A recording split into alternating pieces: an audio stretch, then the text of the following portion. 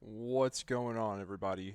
So, the Superman Legacy film, or it's no longer called Superman Legacy, James Gunn's now just titled Superman film, the film that is truly going to kickstart or kick off the DCU, the new DC film franchise, it has begun filming. It has started. I imagine that probably sometime next month, for sure no later than sometime in May, we will get the first look at the David Corn Sweat in the Superman costume for the movie. We've already got the symbol revealed. It definitely seems to take inspiration from Alex Ross's like Superman emblem design, where it's the shield, but it really just has one big block going diagonally across it, and it's like the outer edges of the shield are part of the S. I think that's a cool Superman symbol, especially if you're going to go the route of like this is supposed to be like his family crest, in that like it's more of an alien symbol and less of an actual letter S. So it's more like that's his Kryptonian family symbol, but like Lois Lane and the Daily Planet, when they first started reporting on him, they interpreted it as an S, but it's actually more of an alien family crest. But anyway, that's beside the point. Um, Obviously, with the announcement that it's starting to film and the reveal of the symbol, there's always going to be that resurgence of like the DCEU Henry Cavill lovers that want to come out and talk shit. Uh, it is a good thing that they are restarting this film franchise and starting fresh. It's ultimately a good thing that it's a new Superman, a new actor playing Superman, because they do need to rather distance themselves from the previous iteration of a live action DC universe film, like collected universe film franchise. Um, Now, that being said, this is you notice the title of this video is Superman Earth 1, my favorite version of Superman. And that's because it is. Earth 1 Superman is my favorite version of Superman. I understand that's controversial. He is not a lot of people's favorite version of Superman. Most people prefer the, like jolly, kind of fatherly, looks like he's in his early 40s Superman. Like this good old dad kind of Superman. And I don't like that at all. It really has to do with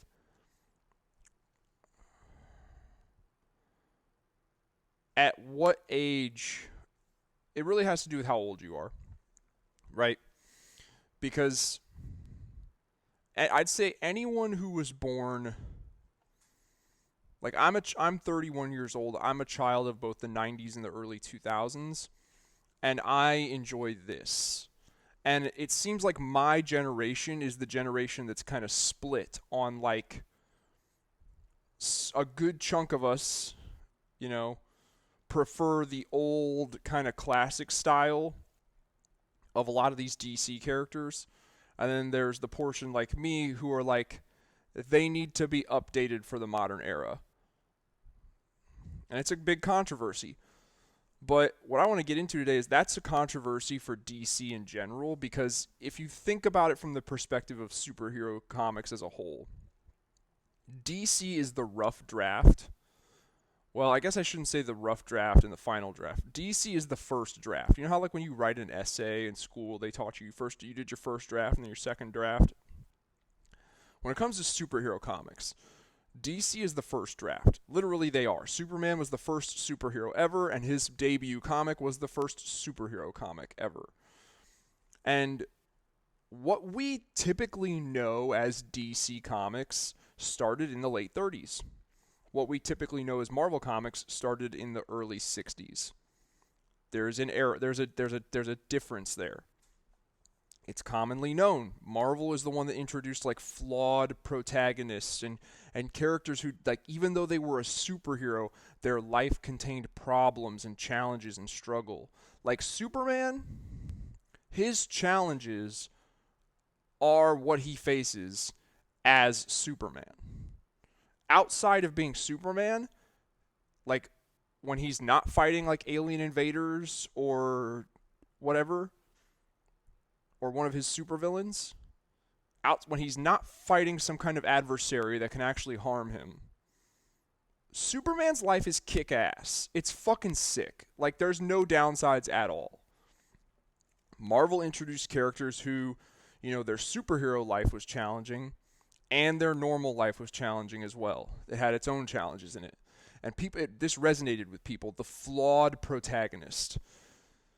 And from the moment that the Marvel age dawned, the DC fandom has been divided, and slowly become more and more divided and more polarized. And there's always been DC fans who they like DC, but they would like to see it, for lack of a better way of putting it, they would like to see it Marvelized.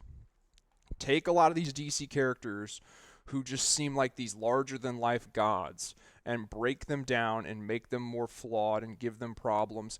The closest thing we've ever seen to this being done was the New 52 in 2011. That was the closest thing we've ever seen to DC being Marvelized. And the New 52 ultimately didn't last. It's not because it was bad, though. So many people say it was bad, yet there was so much good stuff in it. Grant Morrison's Action Comics run was great. Scott Snyder's Batman run was great. Animal Man was great. Swamp Thing was great. I liked Justice League Dark. What else was good?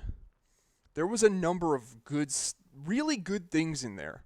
Like, yeah, you have if you launch 52 comic book series, the chances that the majority of them are going to be hits is slim to none. You launched 52 series. Of course, most of them are going to just be filler fluff. But like the ones I just listed, also the key ones like Justice League and whatnot, those were great. And the New 52 ultimately failed, not because it was like, oh, people don't like this. Once again, I'm using the word Marvelization or Marvelized. It's just for lack of a better word. But it's not that people didn't like this Marvelization of DC. It's that the people that would appeal to were younger people, and you were trying to sell this up-and-coming generation comics when that up-and-coming generation is not into comics. They're into video games, all right? And on top of that, it's not like comics cost a nickel anymore or a dime. Like, at that point in time, comics were $3 a piece.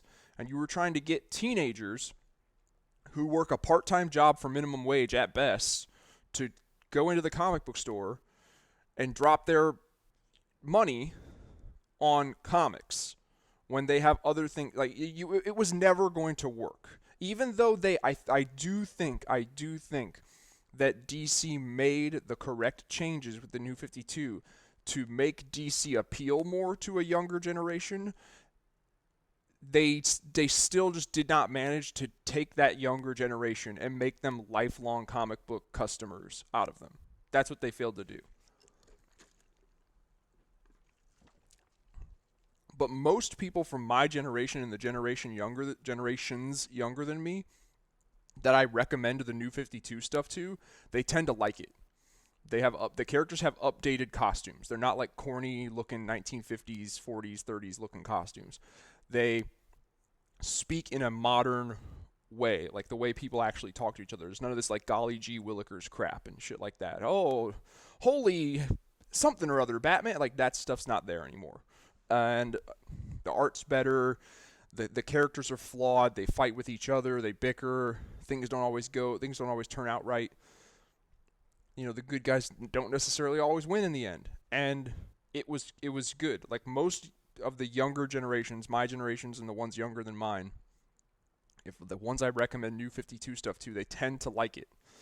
But we are still living in a world where the overwhelming majority of DC fans are either people who grew up, I'd say, like, their childhood was like the 80s and early 90s. Their childhood and or teenage years was the 80s or early 90s, or older than that, or it's the children of those people. And all of those people, like, if you had your childhood and your young adult years during the early 90s or earlier, I'm going to amend that. If your childhood was in the 80s, the 1980s or earlier, you probably prefer the more traditional, typical, golly gee willikers, Superman is like everyone's dad kind of DC Comics. And that's fine. You're allowed to like what you want to like. But in terms of what is going to work going forward, it's this.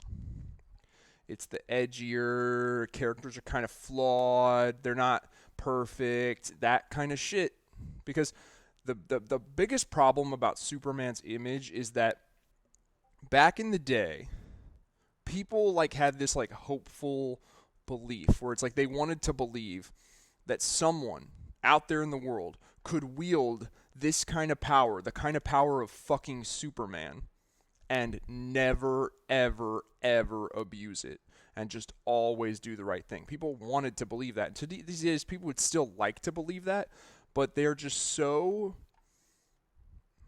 inundated with realism and the real world, especially with the internet being in the palm of everyone's hands from a very young age. It's very hard to maintain that level of, let's call it, innocence for very long. So you try to market this character or this version of Superman to young people, and he's like this jolly father-like figure, and he always does the right thing, and he never tells a lie, and he's just this good guy, and he wears underwear on the outside of his pants. And younger people are just kind of like, that is some corny, dopey, lame-ass shit. That's the way it is. And all of the people out there, like I said, if you had your childhood in the 80s or earlier, and like I said, like my childhood was in the 90s and my generation's on the fence. But for sure, if your childhood was in the 80s or earlier, you like the corny, dopey Superman. But those people are dying out. And I hope that DC Entertainment as a company understands that those people are on the way out. Think about it. If you were born in 1980, you are 44 years old, or you will be turning 44. I had to do some quick fucking math there. If you were born in 1980, you either already have or you are turning 44 years old this year. Right? So, and like people born in like late 70s, early 80s, that's the last group of people, well, plus half of my generation. I'd say altogether you've only got about a generation and a half worth of human beings left on this earth that prefer the corny, dopey, fatherly Superman. Everyone else is going to prefer something more like this. And there's nothing wrong with this because, guys, honestly, the complaints I hear about this is like, oh, it's a Superman that's reluctant to be Superman. That's not cool. Is it realistic? Like, I get maybe that's what you want from Superman, but ask yourself, like, if you had grown up with all these superhuman abilities, the powers of Superman, would being a world-class superhero, like, be your first? Would you not be kind of considering, like, should I maybe fuck off and just use these powers for my own benefit and help my mom out and whatnot? Like, maybe you would. That's what I'm saying. It's like, let's take a more modern, like, what would someone in the 21st century, what does the Superman of the 21st century look like? Not what does the Superman of the 20th century look like. We know what that Superman looks like. He's been around for 80 plus years. What we're looking at now is, what does the Superman of the 21st century look like? And this is him. This is Superman of the 21st century. So what do I like about this? I like, apart from the fact that he is, edgier. I don't know. I don't want to say he abuses his power, but like, for example, in Volume 2, there's a scene where this girl that he's met in the apartment complex that he lives in, she's being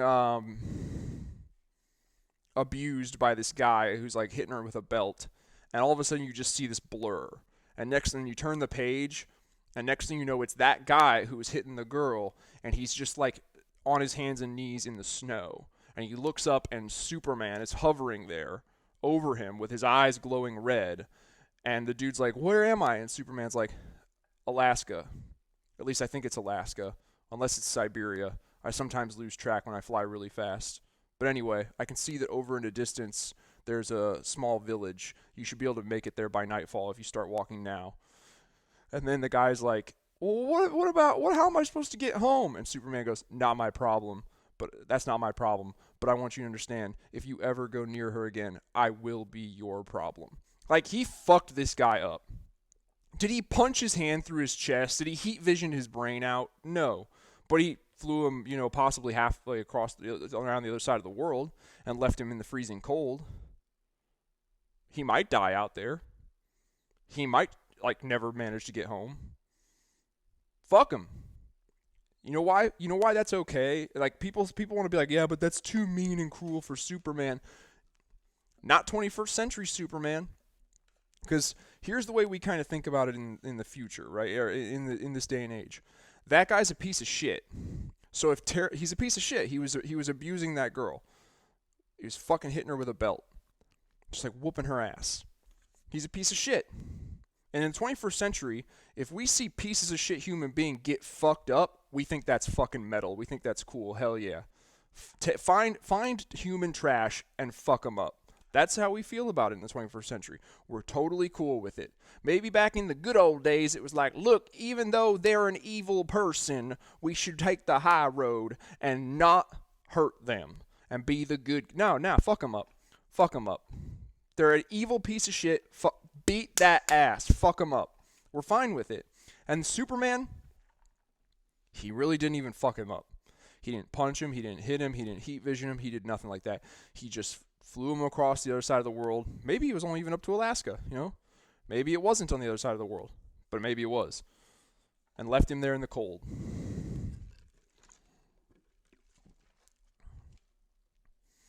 That was badass. And then later on at the end of Volume 2, Superman, he doesn't want to be seen as like this force that thinks he can just go across the world and do whatever he wants. So there's this like dictator in this like, I guess, third world country who is very oppressive to his people, and he's starving them.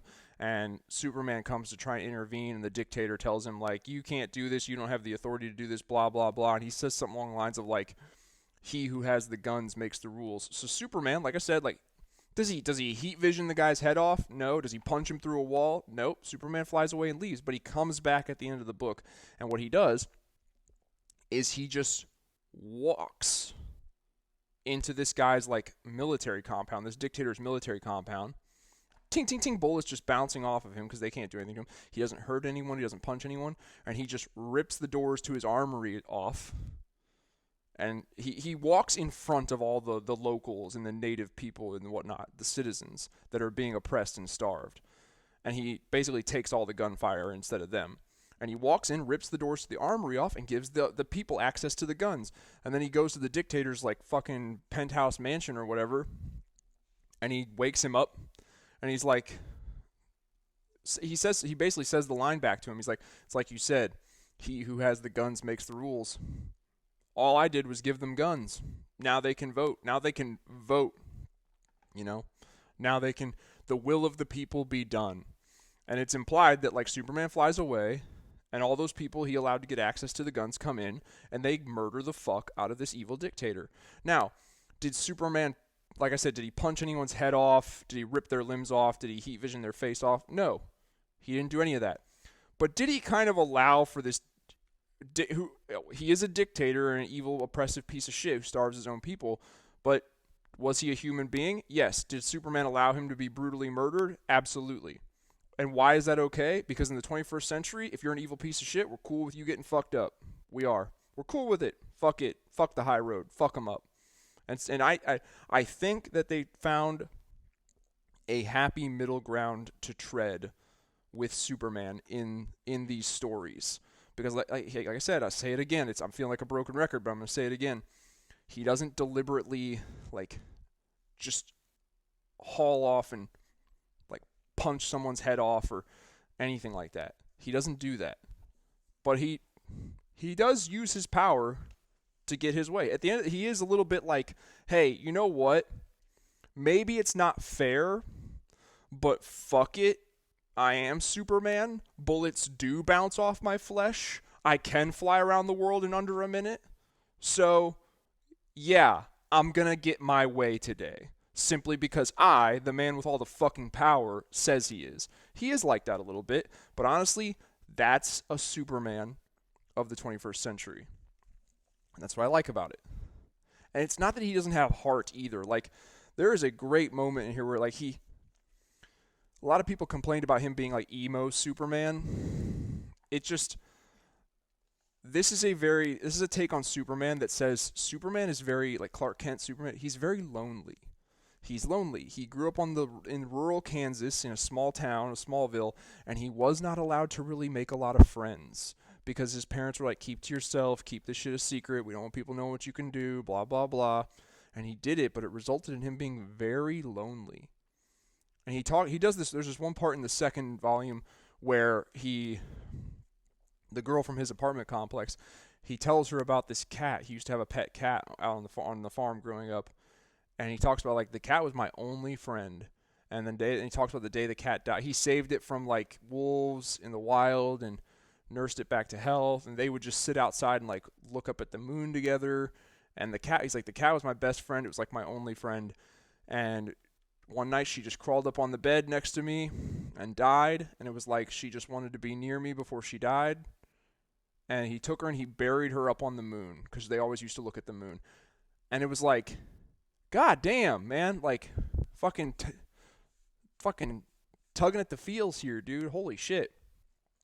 And so I don't understand how people can read that and just be like, oh, fucking bullshit mopey Superman. Like, I felt for this Superman. I thought it was cool when he was badass and edgy. And, like, in moments like that where, like, he kind of, like, vented to how, like, lonely he really was and how, like, he wasn't sure, like, what he should do with his life and, like, what it would mean if he exposed who he really was. But at the same time, if he doesn't expose who he is, can he ever really get to know anyone? And it's just good. It really is. This is the Superman of the 21st century. And honestly, I'm not saying this particular series, but a Superman like this, guys, even if you're one of those people out there who don't want this to be true, I'm telling you, a Superman like this is the Superman of the future. The good old-timey, everyone's dad, early 40s, always does the right thing. That one's just not it. And the people who prefer that one over something like this are on the way out. So they're at best they're middle-aged. And like I said, I'd say probably my generation is the one that's split. And I'm like in my early 30s, so half of my generation also loves the old-timey Superman. But yeah, I bring this up because with this new Superman film starting to be created, for those of you who don't know, this particular one right here, the Volume 1, this was used as heavy inspiration for the film Man of Steel. And that's the version of Superman that they kind of just abandoned. And they're switching to this new one with David Corenswet. Now, while I agree that it's probably a good idea to do a new actor in a new costume just to kind of separate this new film franchise from the old one, Henry Cavill's version of Superman At the very least, the version he portrayed in Man of Steel, maybe not Batman v Superman, but Man of Steel, that is the Superman that they should be going with. And I just wanted to put this out there and be like, I really, really, really hope that they are not about to do a complete 180 panic flip. Oh fuck! The Man of Steel Henry Cavill Superman was controversial. Quick, do a complete 180 flip, and let's make the David Corenswet this super corny, fucking lame, dopey, old timey esque Superman. Don't fucking do that. It will not go over well. All right. Superman is, with how powerful he is, he has to kind of have an edge. In the 21st century, Superman has to have a bit of an edge.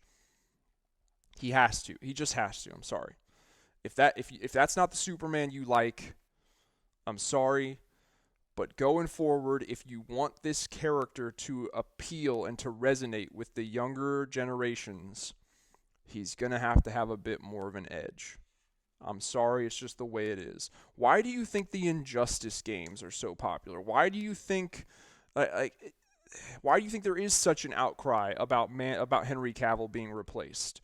It's because of this exact reason. Like, Superman is supposed to have a bit of an edge now. It needs to happen. So that's my little rant on that. I wanted to cover that and get that out of the way. Not that what I say has any bearing whatsoever on these films that are being made. But if anything, I just like to put my thoughts and opinions out there and see in terms of comments and people who comment on the video, like who is in agreement with me, who's not, what's arguments for, arguments against, and yada yada. So that's my take on that, Superman in the 21st century, and why I think Earth 1 Superman is the best version of Superman. So let me know what you guys think about all this. Leave some comments down below. Get a discussion started. If you like this video, please hit the like button. That really helps out my channel. If you want to help out my channel even further, check out some of my other videos and maybe subscribe. Other than that, I'll talk to you guys next time.